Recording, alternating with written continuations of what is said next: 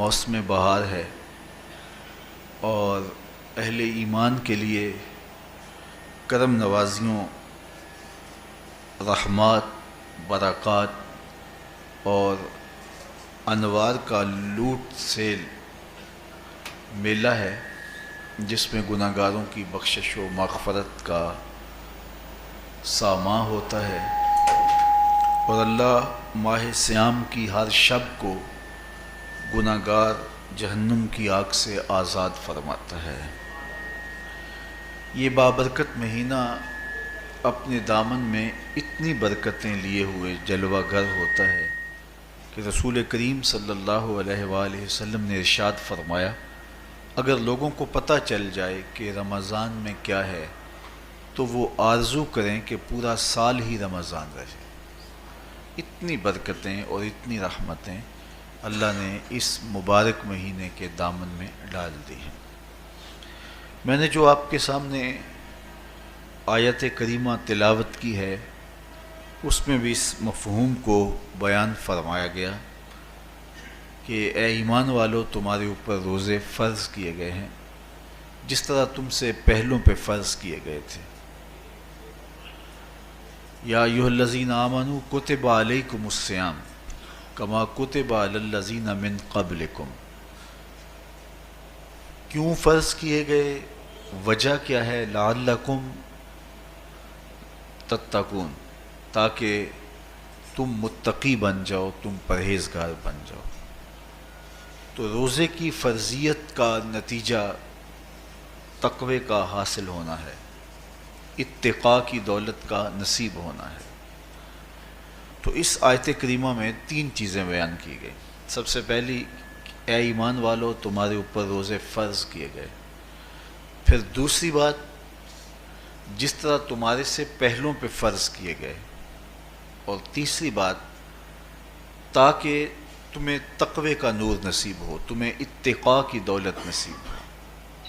تو ایک تو روزے کی فرضیت کا حکم دیا گیا، اور دوسرا یہ تسلی دی گئی کہ یہ بھوک اور پیاس کی شدت تمہیں ہی نہیں کاٹنا پڑے گی، تم سے قبل بھی لوگ یہ عبادت کرتے رہے ہیں، اور وہ اس مشکل عبادت سے تقوی کو حاصل کرتے رہے ہیں، اور تمہیں بھی ہم اس راستے سے تقوی نصیب کرنا چاہتے ہیں۔ علامہ حقی علیہ رحمہ نے لکھا ہے کہ ملک تحمور الثالث، یہ حضرت آدم علیہ السلام کی اولاد سے تیسرا بادشاہ گزرا ہے، اس کے زمانے میں قحط پڑ گیا تھا، تو اس نے اپنی قوم کو یہ حکم دیا کہ ایک وقت کا کھانا آپ کھا لیں اور ایک وقت کا کھانا بچائیں، اور وہ قحط زدہ علاقوں میں بھیجیں۔ تو قوم نے اس حکم کو بصر و چشم قبول کیا، اور ایک وقت کا فاقہ کاٹ کے اپنے ان بھائیوں کے لیے وہ کھانا بھیجتے جو قحط میں مبتلا تھے۔ قوم کی یہ ادا اللہ کو پسند آ گئی، اور وقت کے نبی پر وحی کی گئی کہ تمہارے اس عمل کو ہم عبادت قرار دیتے ہیں۔ تو حضرت آدم علیہ السلام کے بعد متصل ہی یہ عبادت فرض کی گئی، اور پھر جتنی بھی ملتیں، قومیں اور امتیں آئیں، ان میں روزے کی تحسین کی گئی اور روزے کی تلقین کی گئی۔ پرانی جتنی بھی کتابیں ہیں، اناجیل ہیں، تورات ہے، اس میں روزہ داروں کی تعریف موجود ہے۔ اور حضور علیہ السلام جب اس دنیا پہ تشریف فرما ہوئے تو آقا کریم روزے کی فرضیت سے پہلے بھی روزے رکھتے تھے۔ ویسے روزہ سن 2 ہجری کو فرض ہوا ہے، شعبان المعظم کے مہینے میں، لیکن اس سے قبل بھی ایام 20 کے حضور روزے رکھتے تھے، اور اس کے علاوہ بھی مختلف ایام میں اللہ کے محبوب روزے رکھتے تھے۔ روزے کی فرضیت کے بعد حضور علیہ السلام کی زندگی میں کل 9 رمضان آئے ہیں، جس میں 7 29 کے تھے اور 2 30 کے تھے۔ یہ بات ذہن میں رکھیے گا کہ روزے 29 ہوں ثواب پھر بھی 30 کا ہی دیا جاتا ہے. تو زیادہ تر جو رمضان المبارک کے مہینے ہوتے ہیں وہ 29 کے ہوتے ہیں، 30 کے کم ہوتے ہیں. حضور کی زندگی میں 9 میں سے 7 جو ہیں وہ 29 کے ہوئے ہیں اور 2 30 کے ہوئے ہیں، تو ثواب پورے 30 کا ہی ہے.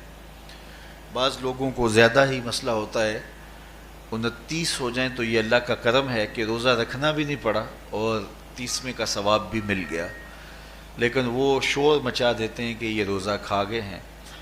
میرا نہیں خیال کہ کسی کو اپنے ذمے اتنی بڑی امت کا بوجھ لینے کی پریشانی ہو اور وہ خام خواہ ایک روزے کے لیے پوری امت کا بوجھ اپنے کندھوں پہ ڈال لے. تو 29 روزے ہوں یا 30 ہوں، اللہ ثواب پورے 30 کا ہی عطا کرتا ہے. روزہ اللہ تعالیٰ جل شانہ کی رضا اور اس کی محبت کے حصول کا ذریعہ ہے، اور اس کا عملی نتیجہ جو اس آیت کریمہ میں بیان کیا گیا وہ تقوی ہے. لعلکم تتقون، روزہ اس لیے فرض کیا گیا کہ تمہیں تقوی نصیب ہو جائے، اتقاء کی دولت نصیب ہو. اب سوال یہ ہے، کیا تقوی بھوک اور پیاس سے حاصل ہوتا ہے؟ پیاس کاٹنے سے، بھوک کاٹنے سے کیا تقوی نصیب ہو جاتا ہے؟ صبح سے لے کر شام تک روزہ رکھنے کی تلقین کی گئی. یہاں ناروے میں اور مختلف ممالک کے اندر 20 گھنٹے کا روزہ ہے، اور ہمارے بھی یہاں 16-17 گھنٹے مسلسل شدت کی گرمی میں بھوک اور پیاس کاٹنا ہوتی ہے. تو اتنا طویل دورانیہ جو بھوک اور پیاس کاٹی ہے، اس کا مقصد رزق بچانا نہیں ہے، بلکہ وَيُزَادُ فِيهِ رِزْقُ الْمُؤْمِنِ، ماہ سیام میں مومن کا رزق بڑھ جاتا ہے. آپ اپنا بجٹ دیکھ لیجئے، باقی مہینوں کی نسبت ماہ سیام میں آپ کے اخراجات زیادہ ہوتے ہیں اور کشادگی ہوتی ہے. تو یہ کوئی خوراک بچاؤ مہم نہیں ہے، بلکہ رزق تو بڑھ جاتا ہے، لیکن اس کے باوجود 20 گھنٹے، 17 18 گھنٹے پیاس اور بھوک کاٹنا، اس کا کوئی مقصد ہے تو وہ مقصد قرآن نے بیان کیا کہ اس کے نتیجے میں تمہیں اتقاء کی دولت ملے گی، تمہیں تقوی کا نور نصیب ہوگا. سوال یہ کھڑا ہوا، کیا بھوک اور پیاس کاٹنے سے تقوی مل جاتا ہے؟ تو اس کو سمجھنے کے لیے ایک مختصر تمہید سمجھنا ہوگی، اور وہ یہ کہ ہمارے 2 دشمن ہیں جو ہمیں جادہ مستقیم سے ہٹانے کے لیے دن رات کوشاں ہیں. ایک شیطان اور دوسرا نفس. یہ 2 دشمن ہیں جو ہماری متاع عمل، ہمارا خلوص، ہماری للہیت، ہمارا باطن لوٹنے کے لیے ہر وقت مستعد اور فعال رہتے ہیں.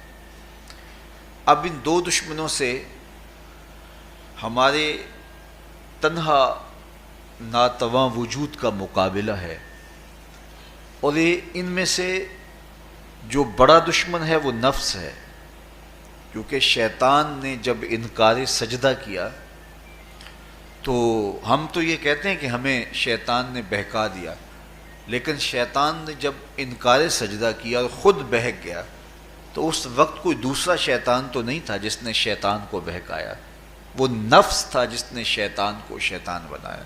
اس نے اندر سے کہا انا خیر منہ، میں بہتر ہوں. تو یہ انانیت جو تھی، انا خیر منہ، اس نے اس کو بہکایا. تو شیطان کو شیطان بنانے والا نفس ہے، تو نفس شیطان سے بھی بڑا دشمن ہے. ایک بزرگ تھے، وہ ساری زندگی اپنی زبان پہ انا کا لفظ نہیں آنے دیتے تھے.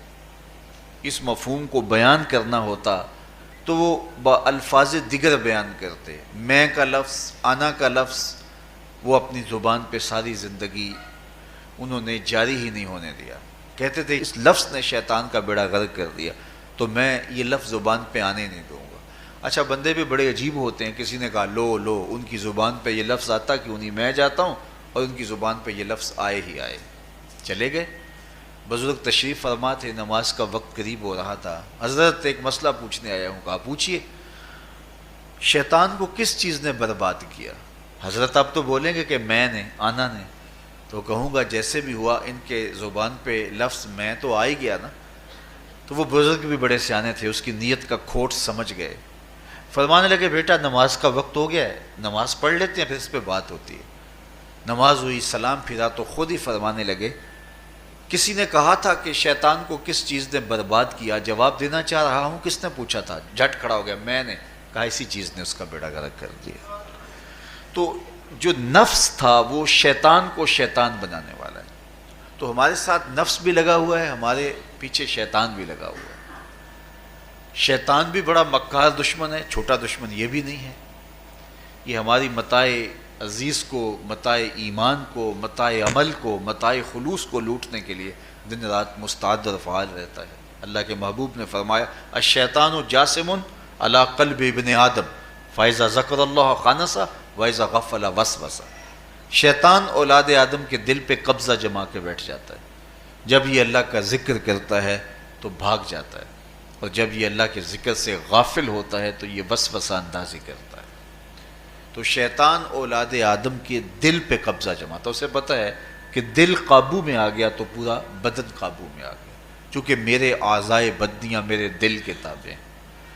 موسم اچھا ہے، رت سہانی ہے، صحن چمن میں پھول کھلے ہیں، لیکن میرا دل نہیں چاہ رہا تو ٹانگیں جنبش ہی نہیں کریں گی، مرغن غذائیں سامنے پڑی ہیں اور آپ کا تقاضا ہے کہ جناب لے لیجئے، لیکن میرا جی نہیں چاہے گا تو ہاتھ جنبش نہیں کریں گے۔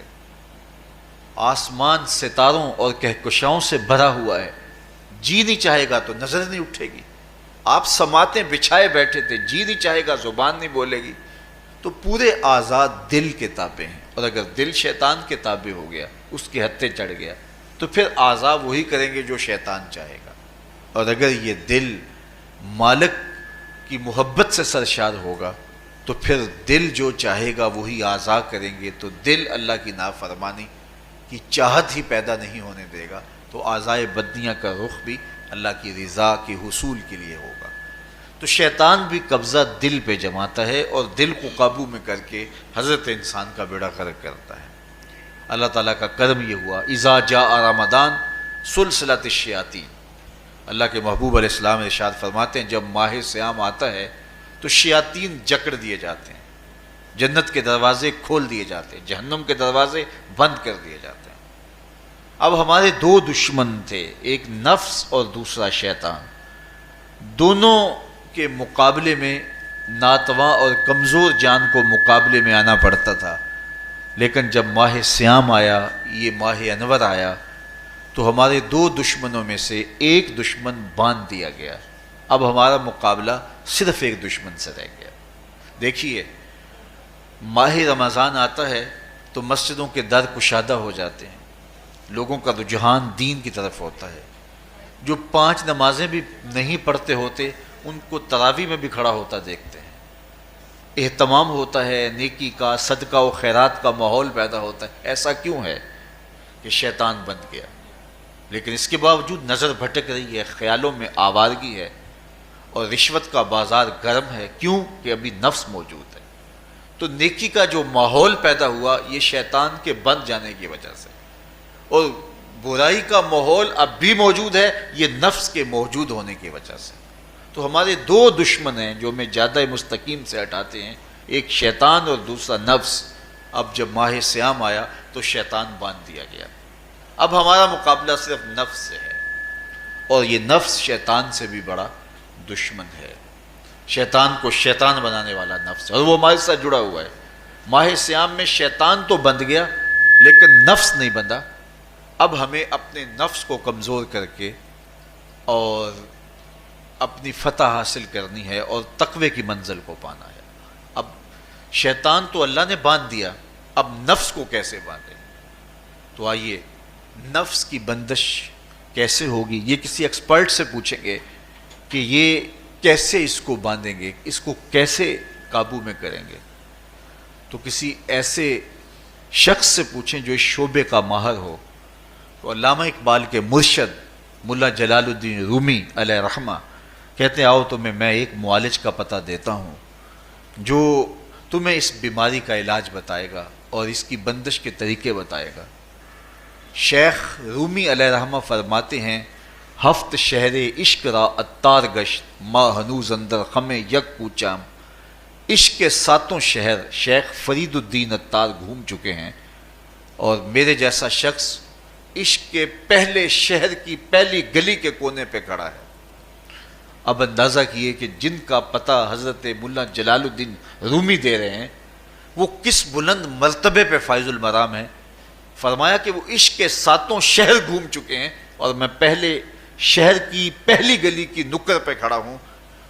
اب شیخ فرید الدین علیہ رحمہ سے پوچھئے کہ شیطان تو بند گیا، اب نفس کا وبال ہمارے اوپر پڑ رہا ہے اور ہم اس کے باوجود ماہ صیام کے اندر گناہوں میں منہمک ہیں، تو ہمیں بتایا جائے کہ اس نفس کا علاج کیسے کیا جائے.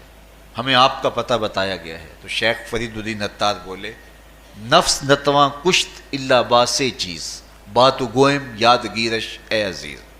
نفس نہیں مرتا، لیکن اگر 3 اسلحے تیرے پاس ہوں تو یہ ٹھہر بھی نہیں سکتا. وہ 3 اسلحے کون سے ہیں؟ خنجر خاموشی و شمشیر جو، نیزائے تنہائی و ترک ہجو.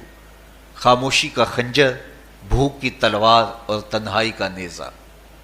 یہ 3 اسلحے ایسے ہیں اگر تو یہ لے کر کے نفس پہ ٹوٹ پڑے تو پھر نفس کا مقابلہ تیرے لیے آسان ہوگا. خنجر خاموشی، خاموشی کا خنجر. اللہ کے محبوب علیہ السلام نے فرمایا من صامت نجا، جو خاموش ہو گیا وہ نجات پا گیا. کیونکہ انسان کی زندگی کی زیادہ آفتیں اس کی زبان کی وجہ سے ہیں. آپ اپنے گناہوں کا اور میں اپنے گناہوں کا اگر احتساب کروں تو ہمیں سب سے زیادہ گناہ زبان کے ملیں گے.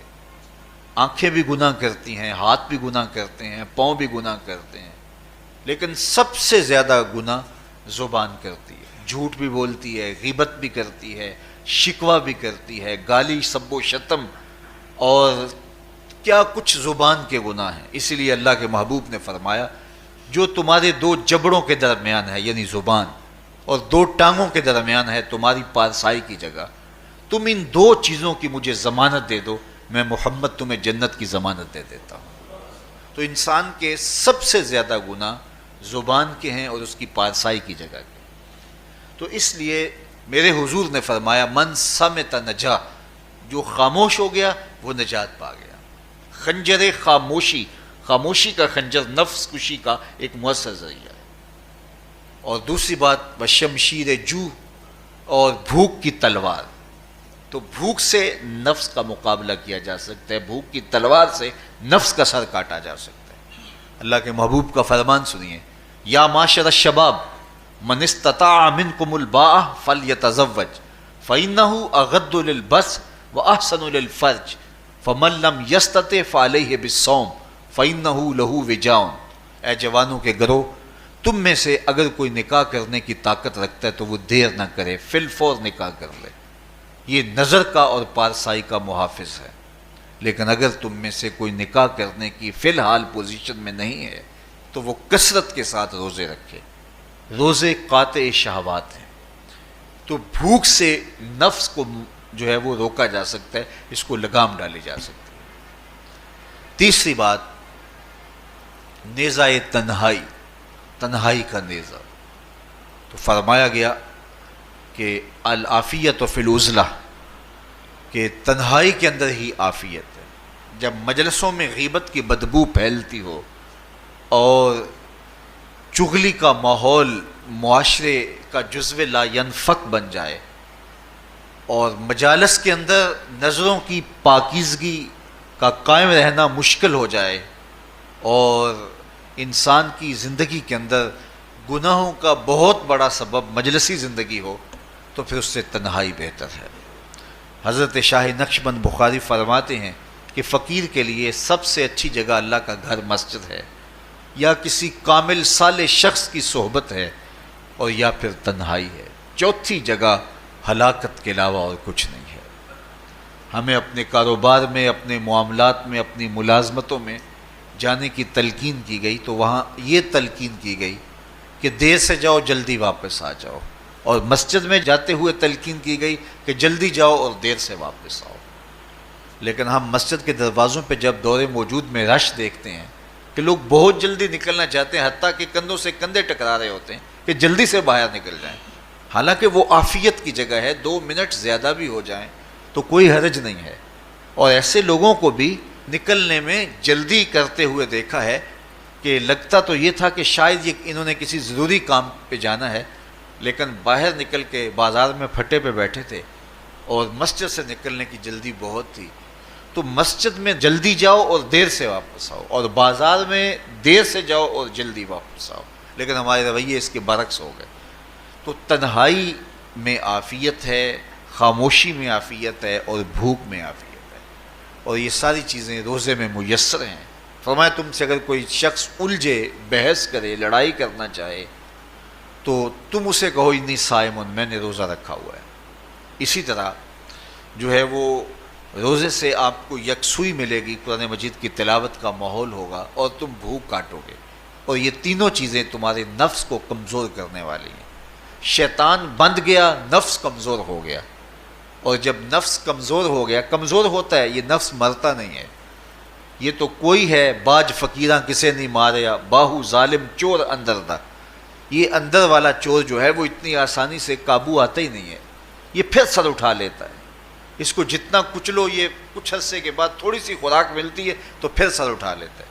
حضرت بایزید بستامی کہتے ہیں میں نے اپنے نفس کو ایک دن کہا کہ میں تجھے خوراک بھی نہیں دیتا اور تو پھر بھی موٹا تازہ ہے، تو میرے نفس نے مجھے کہا کہ اے بایزید جب تم بازار سے گزرتے ہو تو لوگ انگلیاں اٹھا اٹھا کہتے ہیں یہ بایزید جا رہا ہے، یہ بایزید جا رہا ہے، تو مجھے میری غذا اور خوراک اس سے مل جاتی ہے۔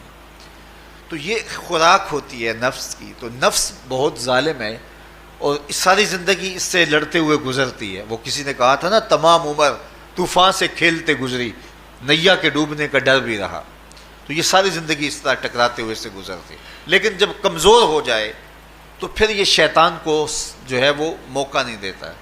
لیکن اگر نفس اگر ماہ صیام میں ہمارا کمزور نہ ہوا، صرف ہم نے بھوک ہی کاٹی اور باقی اپنے معمولات وہی رکھے، تو میرے حضور نے فرمایا جس نے جھوٹ اور برے کام نہیں چھوڑے اور جھوٹے کام ترک نہیں کیے، اس کے بھوکا اور پیاسا رہنے کی اللہ کو کوئی ضرورت نہیں ہے۔ روزہ تو ایک مشق تھی، یہ تو باطن کی تطہیر کا ایک ذریعہ تھا، یہ تو من کی تہذیب کا ایک ذریعہ تھا، یہ تو نفس کی شر سے اپنے آپ کو بچانے اور شیطان کے مکر و فریب سے بچانے کا ایک ذریعہ تھا۔ دیکھیے شیطان بند جاتا ہے ماہ صیام میں، حدیث واضح ہے، لیکن نفس موجود رہتا ہے۔ اگر نفس کمزور ہو گیا تو شیطان چھٹ کے بھی کچھ نہیں کرے گا، کیونکہ شیطان باہر کا دشمن ہے، نفس اندر کا دشمن ہے۔ جب تک اندر والا دشمن ساتھ نہیں دیتا، باہر والا دشمن کچھ نہیں کر سکتا۔ ہمارے دیہاتوں میں چوری ہو جائے تو بوڑھے بزرگ سر جوڑ کے بیٹھ جاتے ہیں کہ چور کہاں سے آیا، کیسے آیا، تو ایک نقطے پہ سارے متفق ہوتے ہیں کہ اندر کا کوئی بھیتی ضرور موجود ہے۔ اگر اندر کا کوئی بھیتی موجود نہیں ہے تو چور باہر سے آ کے حملہ آور ہو ہی نہیں سکتا ہے۔ تو شیطان باہر کا چور ہے، نفس اندر کا بھیتی ہے، اور اگر یہ اندر والا باہر والے کا ساتھ نہ دے تو شیطان انسان پر حملہ آور ہو ہی نہیں سکتا۔ اس لیے اس کو قابو کر لیں، اس کو رام کر لیں، تاکہ شیطان چھٹنے کے باوجود بھی جو ہے وہ ہمارے اوپر حملہ آور نہ ہو سکے، ورنہ وہ تو پیچ و تاب کھا رہا ہے کہ یہ جو تم نمازیں پڑھتے ہو، سروں پہ ٹوپیاں تم نے پہنی ہیں اور بڑے شریف بن کے مسجد میں جا رہے ہو، ذرا چھٹ لوں عید کے دن ہی جو ہے وہ تمہارا سارا کیا دھرا برباد نہ کیا تو مجھے شیطان نہ کہنا۔ تو وہ سب کچھ برباد کر دیتا ہے اگر ہمارے نفس کی تہذیب نہیں ہوتی۔ تو یہ اللہ نے ایک ہمیں موقع دیا ہے، پورا ایک مہینہ ہے، ایک ورکشاپ ہے باطن کی تطہیر کے لیے اور ایک اندر کی پاکیزگی کے لیے ہمیں ایک موقع فراہم کیا گیا ہے، اور اس سے ہم بھرپور فائدہ حاصل کریں۔ قرآن مجید کی کثرت کے ساتھ تلاوت، صلاۃ التراویح میں شمولیت اور خاموشی کا اختیار کرنا، اور جو ہے وہ اللہ کے ذکر فکر کی طرف متوجہ رہنا اور بھوک کاٹنا، اس کا عملی نتیجہ یہ ہوگا کہ اتقاء کی دولت نصیب ہوگی۔ دیکھیے ماہ صیام میں ہمیں ان کاموں سے بھی روک دیا گیا جو کہ کام جائز تھے، کھانا پینا اور جو ہے وہ اپنی منکوحہ سے جنسی تعلق، یہ تو وہ امور تھے کہ جو جائز تھے، مشروع تھے، لیکن اوقات روزہ میں ان جائز کاموں سے بھی ہمیں روک دیا گیا۔ اس فلسفے کو ہمیں سمجھنا ہوگا کہ جو کام شریعت میں جائز تھے، مشروع تھے، روزہ ان سے بھی رک جانے کا نام ہے، اور جو چیزیں شریعت میں جائز ہی نہیں ہیں، جھوٹ بولنا ہے، غیبت کرنا ہے، بد نگاہی ہے، اور دیگر برے اعمال ہیں، تو یہ چیزیں تو روزہ نہ بھی ہو پھر بھی ناجائز ہیں۔ تو جو چیزیں جائز تھی روزے میں ان سے بھی منع کر دیا گیا، اور جو چیزیں ناجائز ہیں تو اگر کوئی شخص ان چیزوں سے نہیں رکتا تو پھر اس نے روزہ کیا رکھا؟ ایک بندہ بھوک کاٹتا ہے لیکن جھوٹ بولتا ہے، ایک بندہ پیاس کاٹتا ہے لیکن غیبت کرتا ہے، ایک بندہ صبح سے شام تک نہ کچھ کھاتا ہے نہ کچھ پیتا ہے لیکن رشوت لیتا ہے، پھر مجھے بتائیے اس نے روزہ کیا رکھا؟ روزہ تو ایک مشق تھی کہ جو چیزیں جائز تھی ان سے بھی منع کر دیا گیا، ان سے بھی روک دیا گیا، اور جو ناجائز تھی وہ تو پہلے ہی ناجائز تھی، روزے کے بغیر بھی ناجائز تھی۔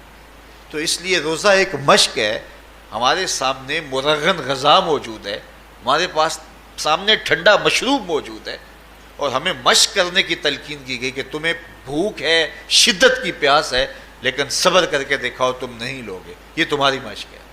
تو پھر جو حرام ہوگا، اللہ کی طرف سے ممنوع ہوگا، تو اس کو تم کس طرح لوگے جب تمہاری یہ مشق ہو چکی؟ لیکن ہم اس مشق کے اندر ہی جب ان سے نہیں رکیں گے تو پھر ہمارا روزہ ہی نہیں ہوگا، پھر بھوک اور پیاس کاٹنے کے علاوہ کچھ نہیں ہوگا۔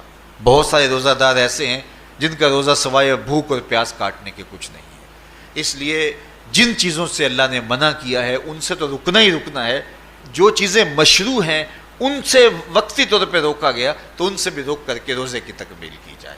اچھا، روزے میں ایک اور چیز ہے کہ ہمارے صوفیاء مراقبہ کر کے ایک دولت پاتے ہیں، اور وہ کیا کہ اللہ دیکھ رہا ہے۔ وہ مراقبے میں بیٹھ جاتے ہیں اور اس تصور میں ڈوب جاتے ہیں کہ میرا اللہ مجھے دیکھ رہا ہے، اور یہ یقین اپنے اندر اتارتے رہتے ہیں۔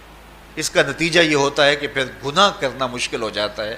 یہ تصور جب بندے کے ساتھ جڑ جاتا ہے کہ میرا اللہ مجھے دیکھ رہا ہے، ماہ سیام میں یہ دولت اللہ بانٹ دیتا ہے۔ جو مراقبے سے صوفیاء حاصل کرتے ہیں، اللہ تعالیٰ اس دولت کو اہل ایمان پہ چھڑک دیتا ہے۔ کڑکتی دھوپ، برستی گرمی، زباں کانٹا، ہونٹ خشک، ٹھنڈا پانی دستیاب، دروازہ مکفل، کوئی دیکھنے والا بھی نہیں ہے، لیکن بندہ ایک گھونٹ بھی نہیں پیتا، وضو کرتے بھی احتیاط کرتا ہے کوئی قطرہ حلق سے نیچے نہ اتر جائے، کیوں کہ میرا اللہ مجھے دیکھ رہا ہے۔ جو چیزیں صوفیاء کو مراقبے سے نصیب ہوتی ہیں، ماہ سیام میں اللہ اس دولت کو بانٹ دیتا ہے، چھڑک دیتا ہے، بارش کی طرح وہ دولت برستی ہے، اور یہ تصور ہمارے ساتھ جڑ جاتا ہے کہ میرا اللہ مجھے دیکھ رہا ہے۔ ہم پانی نہیں پیتے، اللہ دیکھ رہا ہے، مرغن غذائیں موجود ہیں کہ اللہ دیکھ رہا ہے۔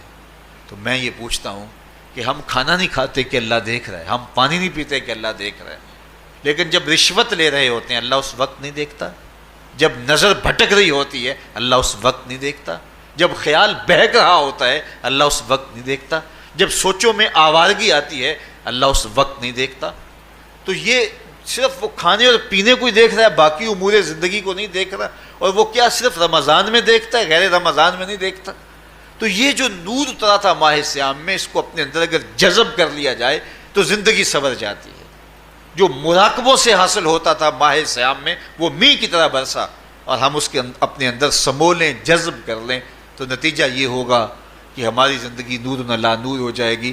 اور یہ تصور جب انسان کی زندگی میں جم جائے تو یہ گناہوں سے روکنے کا مؤثر ذریعہ ہے کہ میرا اللہ مجھے دیکھ رہا ہے۔ مجھے بتائیے اس سے بڑا ہیجان انگیز بھی کوئی منظر ہو سکتا ہے کہ حسن کی پتلی ہے، اور جو ہے وہ اس کی ایک ایک ادا اور اشوے سے قیامتیں پھوٹتی ہیں، اور وہ خود جناب یوسف کے سامنے اپنے حسن کو پیش کر رہی ہے، ساتوں دروازے بھی مکفل ہیں، بت کے اوپر بھی کپڑا ڈال لیا، اور زلیخا حضرت یوسف کو خود کہہ رہی ہے تالک یوسف اب تو آ جاؤ نا، ذرا آنکھ اٹھا کے میرے جلوے دیکھو۔ لیکن جناب یوسف کیا بولتے ہیں؟ قال معاذ اللہ، میں اللہ کی پناہ میں آتا ہوں۔ کہا تو 7 دروازے بند کر کے لوگوں کی نظروں سے چھپ گئی، اور موٹا کھیس ڈال کے اپنے زوم میں اپنے اس جھوٹے خدا سے بھی شرم کرتی ہے اور اس سے چھپ گئی، میں اس خدا سے حیا کیوں نہ کروں جو 7ویں کوٹھڑی میں بھی دیکھ رہا ہے۔ پھر اتنی روشنیاں برسی، اتنا یقین برسا کہ گناہ کیا، گناہ کا تصور بھی محال ہو گیا۔ تو مجھے بتائیے کتنا ہیجان انگیز منظر تھا جب حسن قدموں میں بچھنے کے لیے خود بےتاب تھا. اور حضرت یوسف جوان رانا ہیں، جوانی اور شباب پورے بانکپن پہ ہے، اور ادھر حسن مچل مچل کے قدموں میں بچھ رہا ہے، لیکن یہ جذبہ کہ میرا اللہ مجھے دیکھ رہا ہے ایسی رکاوٹ بنتا ہے. قال معاذ اللہ، کہا میں اللہ کی پناہ میں آتا ہوں. تو یہ یقین جب بندے کے ساتھ جڑ جاتا ہے کہ میرا اللہ مجھے دیکھ رہا ہے، تو پھر انسان کے لیے گناہ سے بچنا کوئی مشکل نہیں ہوتا. گھر میں فاقے ہوں، مشکل میں بندہ پھنسا ہو اور اس کو رشوت مل رہی ہو، تو پھر اپنا ہاتھ روکنا بڑا مشکل ہوتا ہے، بلکتے بچوں کا خیال آتا ہے. لیکن جب یہ خیال ہو کہ میرا رب میرا رازق ہے اور میرے اس عمل کو دیکھ رہا ہے، تو پھر بندہ اس کو پرے کا کی حیثیت بھی نہیں دیتا. اور جب وہ پاؤں کی ٹھوکر پہ بھی نہ رکھے، تو پھر اللہ فرماتا ہے وَيَرْزُقُهُ مِنْ حَيْثُ لَا يَحْتَسِبُ، تو یہ کر کے دیکھ، میں تجھے وہاں سے رزق دوں گا جہاں سے تجھے گمان بھی نہیں ہوگا. تو اپنے یقین کو کھڑا کر کے دیکھ، میرے اوپر اعتماد کر کے دیکھ. میرے حضور نے فرمایا اللہ پر توکل کرنے کا جو حق ہے اگر تم ادا کرو، وہ تمہیں ایسے رزق دے جیسے پرندوں کو عطا کرتا ہے. صبح گھر سے نکلتے ہیں خالی پیٹ ہوتے ہیں، ہمیں تو پتہ ہے دفتر میں جانا ہے، ہمیں تو پتہ ہے دکان پہ جانا ہے، ہمیں تو پتہ ہے فیکٹری میں جانا ہے، ہمیں تو پتہ ہے کہ ہم نے فلاں جگہ جا کے دہاڑی لگانی، لیکن ان کا کوئی کاروبار نہیں ہوتا، کوئی فیکٹری نہیں ہوتی. جدھر جی آیا صبح جو ہے وہ اڑان بھر دی. بن توکل پنچھی اڑ دے، خرچ نہ پلے زیرہ ہو. نہ کوئی راس ہے نہ کوئی کاروبار ہے، لیکن کبھی ایسا نہ ہوا کہ شام کو خالی پیٹ آئے ہوں. تو کہا اگر تم اللہ پہ توکل کر لو، وہ بھی تمہیں ایسے رزق دے جیسے پرندوں کو رزق عطا کرتا ہے. پرندوں میں سے ایک پرندہ ہے ہنس، یہ سچے موتی کھاتا ہے. اور آپ پنساری کے پاس موتی لینے جائیں تو ہزاروں روپے تولے کے ماشے کے حساب سے آپ لیں، تو پھر بھی آپ سوچتے ہیں کہ پتہ نہیں یہ خالص دیے یا نہیں دیے. وہ اتنے نایاب اور کامیاب ہیں کہ آپ ماشوں اور تولوں میں خریدتے ہیں اور پھر بھی آپ کو شک رہتا ہے کہ یہ خالص ہیں یا کہ نہیں.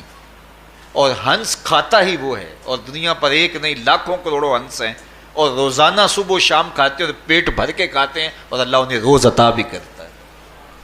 تو یہ مالک وہ ہے، رازق ہے. جب اس پہ توکل اور اس پہ یقین پیدا ہو جاتا ہے تو پھر مشکل نہیں رہتا، پھر آسانی پیدا ہو جاتا ہے. تو روزوں میں اللہ تعالیٰ یہ یقین دیتا ہے کہ وہ مجھے دیکھ رہا ہے. بندہ یہ تیقن پیدا کر لیتا ہے کہ میرا اللہ مجھے دیکھ رہا ہے. بعض کا چھوٹے بچے روزہ رکھ لیتے ہیں تو مائیں بے چین ہو جاتی ہیں. جب دوپہر کے وقت پھول جیسے بچے کملا جاتے ہیں تو مائیں انہیں بند کمرے میں کوئی کھانا یا کوئی ٹافی یا کوئی اور چیز یا چاکلیٹ دیتی ہیں کہ بیٹے یہ کھا لو. تو وہ بچے نہیں کھا رہے ہوتے تو مائیں کہتے ہیں پتر کھا لو، کوئی نہیں دیکھ رہا. تو وہ بچے بھی کہتے ہیں اللہ دیکھ رہا ہے. تو وہ جو صوفیاء کو مراقبوں سے ملتا ہے وہ ایک بچے کو بھی نصیب ہو رہا ہے کہ میرا اللہ مجھے دیکھ. یہاں ایک اور بھی تسلی ہے، ہم ہزار گناہ گار سہی، ہم ہزار سیاہ کار سہی، لیکن ہمارا رب پہ کتنا یقین ہے رمضان میں پتہ چلتا ہے کہ اس ذات پہ ہمارا کتنا تیقن ہے، کتنا یقین ہے، جس کو دیکھا نہیں، چھوا نہیں، بات نہیں ہوئی، جو تصور خیال کی حدود سے بھرا ہے. اتنا یقین ہے کہ ہم پانی نہیں لیتے، کھانا نہیں لیتے کہ میرا اللہ مجھے دیکھ رہا ہے. کاش کہ اس کو ہم اپنی پوری زندگی میں پھیلا لیں، اور اس کو زندگی میں جب ہم طاری کر لیں گے تو پھر گناہ کرنا محال اور ناممکن ہو جائے گا، اور زندگی نور علی نور ہو جائے گی. اور یہی تقوی کا حصول ہے. تو فرمایا اے ایمان والو، تمہارے اوپر روزے فرض کر دیے گئے جس طرح تم سے پہلوں پہ فرض کیے گئے تھے، لعلکم تتقون، تاکہ تم متقی بن جاؤ، تاکہ تم پرہیزگار بن جاؤ. حضرت سلمان فارسی رضی اللہ تعالیٰ عنہ سے مروی ہے کہ جب شعبان کی 29 تاریخ ہوتی تو اللہ کے محبوب ہمیں خطبہ ارشاد فرماتے. اس میں رمضان المبارک کے فضائل بیان کرتے اور کہتے تمہارے پاس ایک شہر عظیم، عزت اور عظمت والا مہینہ آ رہا ہے جس کا ہر دن باقی سال کے دنوں سے افضل ہے، جس کی ہر رات باقی سال کی راتوں سے افضل ہے، اور اس میں ایک رات ایسی ہے لیلۃ القدر جو 1000 مہینے سے بہتر. تو یہ اللہ تعالیٰ کی رحمتوں کا روپ ہے. رحمتوں کے دروازے کھول دیے جاتے ہیں، اور روزہ دار کا روزہ بالخصوص عصر کے وقت، شام کے وقت، پچھلے پہر، روزہ دار کے خالی معدے سے جو ایک بو اٹھتی ہے، مہک اٹھتی ہے، اللہ کو کستوری سے بھی زیادہ محبوب ہوتی ہے. اللہ اکبر. اور فرمایا للصائم فرحتان، فرحۃ عند فطرہ و فرحۃ عند لقاء ربہ. روزہ دار کے لیے 2 خوشیاں ہیں. ایک خوشی اسے تب ملتی ہے جب وہ روزہ کھولتا ہے سارے دن کی بھوک اور پیاس کاٹ کے، جب شام کو ٹھنڈا اور میٹھا مشروب اسے ملتا ہے اور وہ مشروب اپنے جو ہے وہ منہ میں ڈالتا ہے، وہ معدے کی طرف اترتا ہے، تو اس کی زبان بولے نہ بولے اس کا ایک ایک انگ اللہ کی تسبیح بول رہا ہوتا ہے اور اللہ کا شکر ادا کر رہا ہوتا ہے۔ اس وقت اسے ایک عجیب فرحت ہوتی ہے کہ اتنا طویل لمبا روزہ تھا، شکر ہے کہ میرا روزہ تکمیل کو پہنچا۔ ایک روحانی مسرت، پھر روزہ کھلنے کے وقت اس کو بدنی مسرت، تو ایک فرمایا اس کو فرحت تب ملتی ہے جب وہ روزہ کھولتا ہے۔ وَفَرْحَةٌ عِنْدَ لِقَاءِ رَبِّهِ، اور دوسری فرحت اسے تب ملے گی جب روزے کے صلے میں اللہ اپنے رخ سے پردہ ہٹا دے گا اور اللہ اپنا دیدار عطا فرمائے گا۔ تو یہ روزے دار کے لیے خوشیاں ہیں۔ تو خوش نصیب ہیں وہ لوگ جو ماہ سیام کے روزے پورے خشوع و خضوع کے ساتھ رکھتے ہیں اور اس کی برکتوں سے مالا مال ہوتے ہیں۔ ورنہ بعض لوگ میں نے ایسے بھی دیکھے ہیں، وہ چھوٹی چھوٹی بیماریوں کا بہانہ بنا کے روزہ ترک کر دیتے ہیں اور انہیں حوصلہ ہی نہیں پڑتا روزہ رکھنے کا، چونکہ الصوم نصف الصبر، روزہ آدھا صبر ہے۔ میں سمجھتا ہوں، میں شوگر کا مریض ہوں اور 4 سے 5 گھنٹے اگر مجھے کچھ کھانے کو نہ ملے تو میری طبیعت میں ایسا اضطراب اور بے چینی پیدا ہو جاتی ہے کہ میں گھر والوں سے الجھنے کی کیفیت میں بھی آ جاتا ہوں۔ لیکن ماہ سیام میں 20 گھنٹے بھی کاٹ لیتا ہوں، لیکن میری طبیعت پہ کوئی بوجھ اس لیے نہیں ہوتا کہ میں اللہ کی رضا کو اپنے ذہن کے ایک ایک گوشے میں رکھے ہوئے ہوتا ہوں۔ تو یہ آدھا صبر ہے، یہ صبر سکھاتا ہے۔ اور پھر روزے سے جب ہم بھوک کاٹتے ہیں تو غربا، مساکین، وہ لوگ جو بیچارے بھوک اور پیاس کاٹ کے زندگی گزارتے ہیں، ان کا بھی ہمیں خیال آتا ہے کہ ہمیں تو اپنے اختیار سے چند لمحوں کے لیے بھوک کاٹنی پڑی، تو اس کی کلفت اور اس کی اذیت اتنی ہے۔ تو جو شخص مجبوری کی وجہ سے کاٹتے ہیں اور ان کے بلکتے بچے ان کے سامنے ہوتے ہیں تو پھر ان کا عالم کیا ہوگا۔ تو اس سے پھر صدقہ اور خیرات کا ماحول پیدا ہوتا ہے اور ہم غربا کو اپنے ساتھ خوشیوں میں شریک کرتے ہیں۔